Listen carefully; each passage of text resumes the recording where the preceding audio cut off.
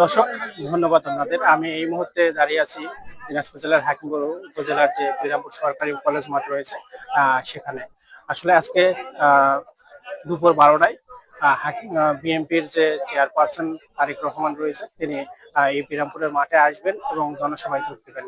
তবে তিনি দুপুর 2:30টায় এখানে আসে জনসম্মুখে তিনি ভাষণ দেবেন এলাকাবাসীর জন্য। তবে এখানে বর্তমানে কিন্তু সে উপলক্ষে, তার আগমনকে উপলক্ষে কিন্তু এখানে কিন্তু বিভিন্ন প্রস্তুতি, যেগুলো সাজসজ্জা প্যান্ডেল তৈরি, সেগুলো কাজ শেষ হয়ে গেছে ইতিমধ্যে। কিন্তু নেতাকর্মীরা বিভিন্ন জেলা, বিভিন্ন উপজেলা থেকে কিন্তু আসতে শুরু করছে।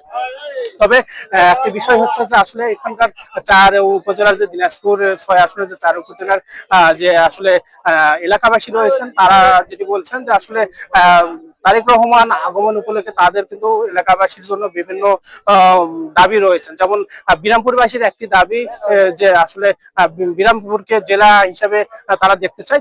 তারা কিন্তু এলাকাবাসী কিন্তু দীর্ঘদিন ধরে এই দাবিটি করে আসতেছেন যে যদি বিরামপুরটা জেলা হিসাবে হয়, তাহলে সেক্ষেত্রে এলাকাবাসীর জন্য অনেক উপকৃত হবে। তারা দিনাজপুর থেকে সর্বশেষ উপজেলা হচ্ছে বিরামপুর এবং হাকিমপুর।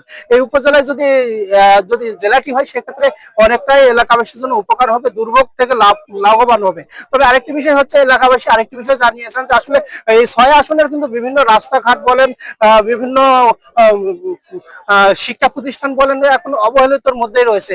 যদি ধানের শীষের প্রতীক যদি ডক্টর এজেড জাহিদ হোসেন যদি তিনি নির্বাচিত হন, সেক্ষেত্রে তাদের কাছে, প্রার্থীর কাছে এবং তারেক রহমানের কাছে এলাকাবাসীর একটি দাবি রয়েছে যে আসলে যদি তিনি বিজয়ী হন, সেক্ষেত্রে এলাকাবাসীর জন্য রাস্তাঘাট উন্নয়ন এবং হিলি যে স্কুল বন্ধ রয়েছে, সেখানে যেন ছোঁয়া লাগে এবং অগ্রগতি পেলে এলাকাবাসী কিছুটা হলেও তারা উপকৃত হবে। তবে আরেকটি বিষয় হচ্ছে যে দীর্ঘদিন পরে কিন্তু তারেক রহমান বিরামপুর শহরে আসতেছেন এবং এটি তার প্রথম আগমন বলে নেতাকর্মীরা দাবি জানিয়েছেন।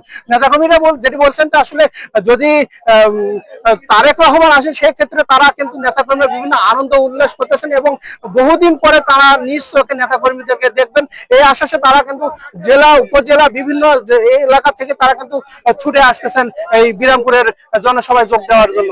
তবে এই ছিল বিরামপুরের জনসভা, সেটার সর্বশেষ পরিস্থিতি।